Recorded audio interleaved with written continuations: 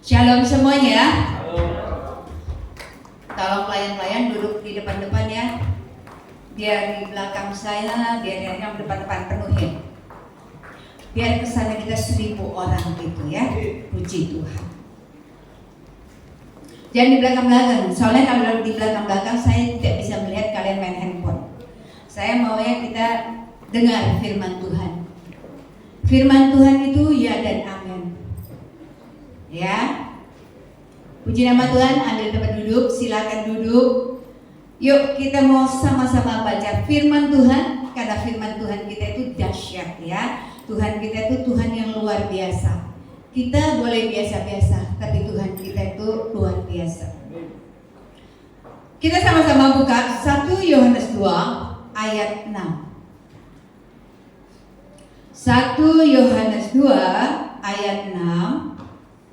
Nanti kita baca sama-sama, silakan bangkit berdiri, kita menghormati firman Tuhan. Sudah ketemu semuanya? Aminnya baru 1. Sudah ketemu semuanya? Kalau nggak ketemu di handphonenya bisa dilihat di layar ya. Kita sama-sama baca 1 Yohanes 2 ayat 6 dengan hitungan 3. Anak-anak duduk manis ya, anak-anak juga harus dengar firman Tuhan ya. 2, 3. Barang siapa mengatakan bahwa ia ada di dalam dia, ia wajib hidup sama seperti Kristus telah hidup. Amin. Silakan duduk. Dengan pujian tadi, kami mau seperti Yesus ya. Barang siapa mengatakan bahwa ia ada di dalam dia, ia wajib. Kalau wajib itu, boleh nggak kita berkata tidak? Kalau di kantor berkata, hari ini wajib semuanya pakai putih. Ada nggak yang pakai merah datang ke kantor? Nggak ada ya. Pasti kalau namanya wajib, itu kudu adanya ya. Kudu, ya tahu ya bahasa Jerman, kudu adanya. Iya. Oh, Dede yang tahu ya, kudu ya. Kudu bahasanya Dede ya, bahasa Jerman Dede ya. Jadi kalau Tuhan bilang, wajib hidup sama seperti Kristus telah hidup. Jadi kita pun wajib hukumnya, ya. Saya kasih judul di sini atau tema sikap hati. Jadi sikap hati itu ya bagaimana kita menyimak firman Tuhan itu harus seperti apa, ya. Sikap hati yaitu cara pandang kita. Jadi cara pandang kita itu tergantung setiap kita masing-masing bagaimana cara pandang kita. Barangkali jemaat memandang saya aja ya, saya lebih baik. Jemaat memandang saya, ibu itu atau bugem itu kalau ngomong judes, kalau ngomong galak, kalau ngomong keras dan lain-lainnya. Itu sikap hati kita, sikap hati masing-masing menilai bagaimana, ya. Kalau saya, banyak sih orang kalau baru kenal sama saya pasti berkata saya itu adalah galak, ya. Karena saya tidak murah senyum kalau saya belum kenal orang, gitu ya. Saya tidak murah senyum dan saya banyakkan diam. Nah makanya orang, wow, saya tahu Bu Lili itu ya, saya kenal, saya kira galak banget, judes banget, tapi ternyata enggak tuh. Nah itu biasanya. Ada pepatah mengatakan, tak kenal maka tak sayang. Demikian juga saya. Kalau orang tidak mengenal saya, ya orang pasti akan mempunyai sikap hati ya seperti itu tadi. Ya. Bagaimana sikap hati yang sesungguhnya? Kita harus memiliki karakter Kristus tadi, ya. Kita miliki karakter Kristus. Kristus itu apa? Penuh dengan kasih. Yesus itu 100% manusia, 100% Tuhan. 3,5 tahun dia melayani, dimanapun dia melayani kita tahu semua orang berkerumunan dan orang penasaran seperti apa. Kenapa sih beng gitu kan? Terlalu dekat. Jadi banyak orang ya, kalau kita punya kasih di mana-mana kita pasti wangi. Di mana-mana wangi. Ada yang bilang, aku aku kenal Bu Lili itu, aku kenal, tapi saya nggak kenal orang itu. Ya, ada yang menanya saya, ibu kenal nggak orang ini? Saya nggak kenal ya orang ini ya. Barangkali kalau orang kenal saya satu wajar kali gitu ya. Karena saya juga mungkin lupa orang, mungkin kalau kita di mana itu loh Bu Lili, itu loh yang dari Kurnia barangkali gitu ya. Karena seringkali orang kenal saya juga tidak kenal orang gitu ya. Saya orangnya kalau saya tidak kenal benar gitu ya, saya nggak bisa sok akrab ya, sok deket, sok akrab, sok nanya-nanya, saya nggak bisa. Itu tipe saya gitu ya, tipe saya nggak bisa. Jadi jangan orang menganggap saya wow sombong amat sih ibu itu, enggak. Saya itu orang ya boleh dibilang saya itu orang yang paling rendah hati ya, tidak pernah sombong gitu, amin. Terkecuali, kok ketawa sih lo?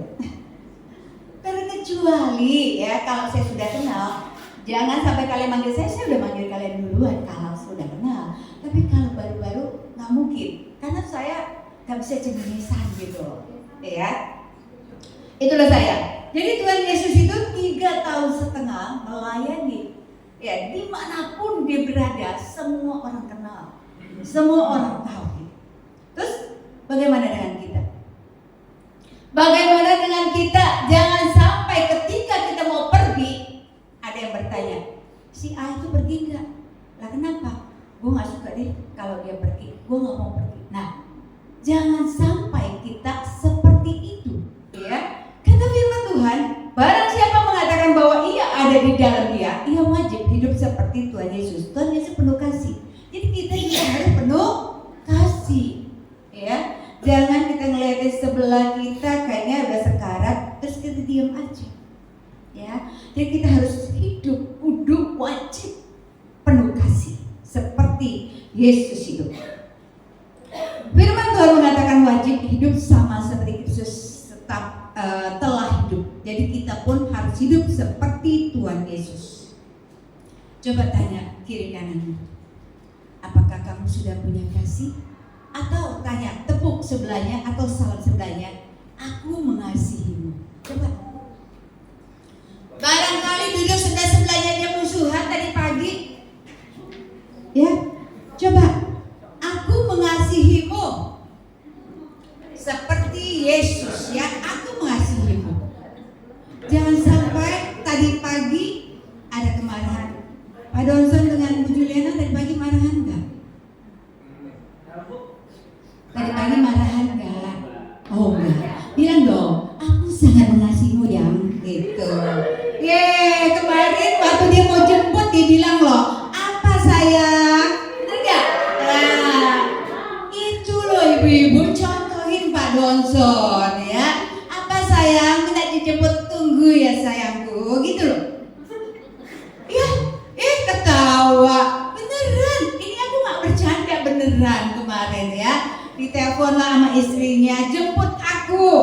Iya sayang, apa sayang gitu ya, jemput. Nah, istrinya pun jadi apa ya, kelepek-kelepek gitu loh, ya. Jadi kalau suami sudah bertindak gitu, jujur di hati istri kelepek-kelepek. Bener gak Juliana? Ya bener. Pasti itu gitu ya, karena aku pun merasakan yang sudah berkeluarga pasti merasakan semua itu, ya. Terus kita baca ayat 6, saya bacakan ayat 4. Yohanes 2 ayat 4. Barang siapa berkata, aku mengenal dia, tetapi ia tidak menurut perintahnya, ia adalah seorang pendusta dan di dalamnya tidak ada kebenaran. Luar biasa ini. Barang siapa berkata, aku mengenal dia, mengenal Yesus, ya, aku mengenal dia, tetapi ia tidak menuruti perintah Yesus, adalah pendusta. Tidak ada kebenaran di dalam diri kita. Serem sekali, ya. Jadi kalau kita berkata kita kenal Yesus itu siapa, tapi kita tidak pernah melakukan apa yang Yesus mau. Contohnya ibadah, lihat aja itu kursi pada kosong. Itu ada berapa orang yang tidak hadir. Tadi ada yang bilang sama saya, Bu, maaf hari ini saya tidak hadir karena ada catering. Coba. Karena ada catering, jadi Jadi saya tidak bisa ibadah. Sedih gak sih? Sedih banget, ya.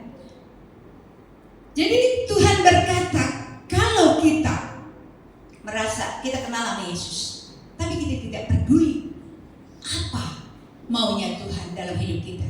Maunya Tuhan itu apa sih dalam hidup kita? Maunya Tuhan kita taat, beribadah, melakukan firman Tuhan. Yang suruh baca firman Tuhan aja di antara jemaat semua masih ada tuh yang belum baca. Gimana coba kalau kita bilang kita hidup di dalam Tuhan, tapi firmannya aja kita nggak mau baca? Itu loh. Tuh, jadi coba tanya dengan hati kita, sudahkah aku melakukan firman Tuhan? Sudahkah aku menyenangkan hati Tuhan? Tanya dan jawab dengan masing-masing. Seringkali kita mendustai Tuhan. Seringkali kita bohong kepada Tuhan. Kita bilang, aku mau cinta Yesus selamanya. Kalau nyanyi rasanya heboh kita semuanya. Coba kalau nyanyi yang berbau dangdut, goyangnya kita luar biasa. Tapi kita melakukan firman-Nya, tanda tanya besar. Tanda tanya besar. Seringkali kita tidak melakukan firman Tuhan. Seringkali kita menjadi seperti firman Tuhan katakan ini ya. Ia adalah seorang pendusta dan diam dan di dalamnya tidak ada kebenaran. Ya kita tahu segala dusta itu tidak ada kebenaran. Ya, jadi kita tinggal pilih. Apakah aku mau hidup berdusta? Apakah aku hidup akan melayani Tuhan atau melakukan firman Tuhan? Ya. Yang kita tahu, mulailah kita koreksi diri kita tadi ya. Siapa kita sebenarnya? Apakah kita sudah melakukan perintah Tuhan? Atau sebaliknya, kita adalah seorang pendusta? Saya itu orangnya tidak pernah nonton sinetron, ya. Beneran, saya tuh TV saya tuh boleh dibilang 6 bulan saya pindah di sana, yang ada di kamar itu gak pernah saya buka TV. Beneran, saya tuh gak pernah nonton TV. Nontonnya yang ada di handphone itu selalu ya, buka apa. Ada anak-anak saya bilang gini, Mami itu, dia bilang itu ya, pokoknya tuh nonton lah nih, dia bilang gitu ya, itu bagus loh, ini nih, ditunjukin, dibukain gitu drakor gitu kan ya, dibukain. Sekali nonton sih kayaknya biasa-biasa aja, udah ke episode yang ke-10 gitu, atau kali udah mulai penasaran gitu ya, ditunjang lagi dengan hamba-hamba Tuhan yang kembali bilang gini, sebenarnya kalau kita nonton drakor itu banyak loh yang bisa kita pelajari dari film itu, kata dia. Masa sih? Sampai saya bilang, masa sih? Iya beneran, banyak yang kita temui yang bisa kita buat bahan khotbah, kata gitu ya. Setelah dia ngomong itu, saya nonton lah ya, satu sudah berlalu, yang kedua berlalu.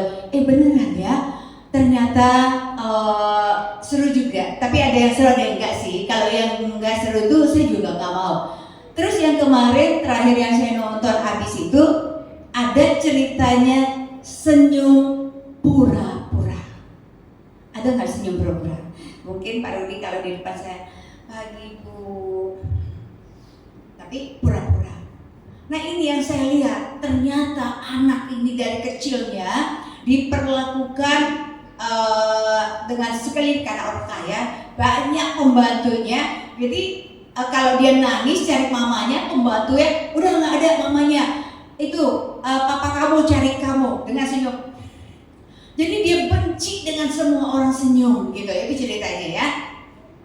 Dia benci dengan orang senyum. Dia bilang senyum orang itu adalah kepalsuan. Sampai dia remaja, sampai dia dewasa, sampai dia ketemu cewek yang murah senyum kerja di hotelnya. Dia bilang, jangan pernah senyum-senyum. Aku gak suka melihat senyum kamu. Ya, kita kerja sini, kita dituntut harus senyum manis, kata gitu kan ya. Jadi terserah kamu mau lihat apa enggak gitu. Jadi dia nggak suka gitu. Pokoknya kalau senyum, tutup mulutmu, jangan senyum gitu ya. Karena dia bilang dia trauma dengan orang sekeliling dia itu adalah senyum palsu. Ya. Demikian juga kita. Tuhan mau kita melakukan semua dengan kebenaran, dengan tulus, bukan kepalsuan. Ya, bukan kepalsuan. Kita bilang, udah kok aku udah ibadah, aku dengar segala macam, tapi kita palsu. Ya, kita tidak melakukan apa yang Tuhan mau. Ini jelas banget firman Tuhan berkata. Ya, jelas banget firman Tuhan berkata, barang siapa berkata aku mengenal dia, tapi kalau tidak melakukannya, tetapi ia tidak menuruti perintahnya, ia adalah seorang pendusta. Di dalamnya adalah kepalsuan. Iya, sama saya bilang itu. Tadi saya sempat bilang Jessica, kenapa sih mukanya muram? Senyum. Yang penting senyum itu benar-benar senyum, jangan senyum pura-pura. Nah itu sebenarnya ada hubungannya dengan ini juga, gitu ya. Jadi jangan senyum palsu. Kepalsuan itu bisa terlihat sekalipun kita pura-pura tersenyum, tapi bisa terlihat, bisa dirasakan kepalsuan itu. Demikian juga kalian melayani Tuhan. Kalau hati kita tidak tulus melayani Tuhan, itu akan terpancar. Terpancar siapa yang melihat? Saya sih tidak melihat, tapi Tuhan kita melihat. Jadi datang kepada Tuhan, jangan pernah ada kepura-puraan. Ya, segala sesuatu kita harus lakukan dengan ketulusan. Melayani Tuhan itu perlu hati. Bukan perlu pintarnya kita, tapi kata Tuhan, orang pintar percuma kalau dia tidak punya hati. Dan Tuhan mau orang punya hati untuk Tuhan. Itu yang diperhitungkan Tuhan. Ya. Coba kita buka Roma 6.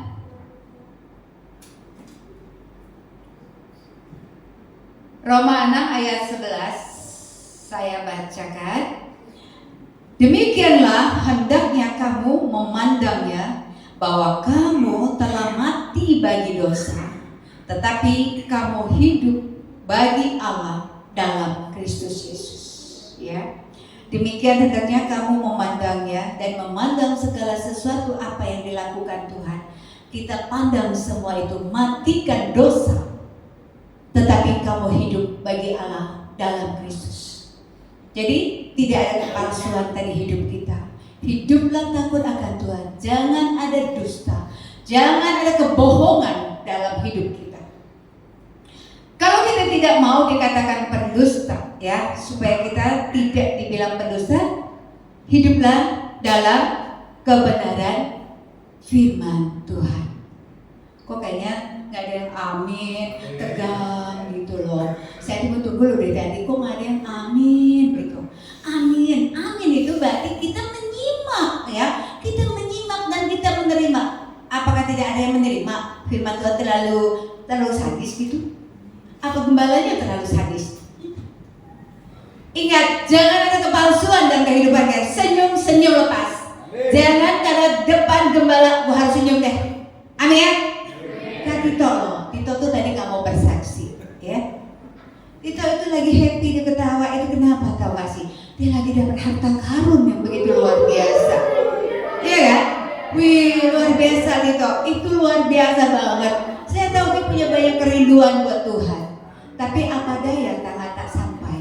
Tapi sekarang dia sampai, ya kan? Harta karun ada di tangannya. Makanya jangan heran kalian ya kalau di podcast itu begitu banyak yang dia beli gitu kan. Saya bilang puji Tuhan. Kenapa? Gembala senang nggak? Senang, apalagi Tuhan, ya. Puji nama Tuhan, ya. Jadi ingat, satu, wajib hidup sama seperti Kristus Yesus. Jangan seperti Pak Rudi, ya, salah. Jangan seperti gembala juga. Dua, jangan menjadi seorang pendusta atau pembohong, ya. Tiga, matikan dosa dalam hidup kita, ya. Itu baru semuanya menyenangkan hati Tuhan. Karena Tuhan itu ingin disenangkan. Kita aja, Tito aja dikasih harta karun senang, padahal harta karun kita sumbernya dari mana? Dari Tuhan, ya kan? Itu dari orang tua jadi senang. Apalagi kita mendapat harta karun dari Tuhan, sumber dari segala sumber. Itu yang luar biasa, ya. Jadi ingat ya semua, satu apa? Satu, wajib hidup wajib hidup sama seperti Yesus atau Kristus Yesus ya. Dua, jangan menjadi seorang pendusta. Tiga, matikan dosa dalam hidup kita. Jangan ada dosa dalam kehidupan kita, karena dosa itu adalah kejijikan bagi Tuhan. Jangan sampai Tuhan merasa jijik dengan kita karena kita melakukan hal-hal yang berdosa.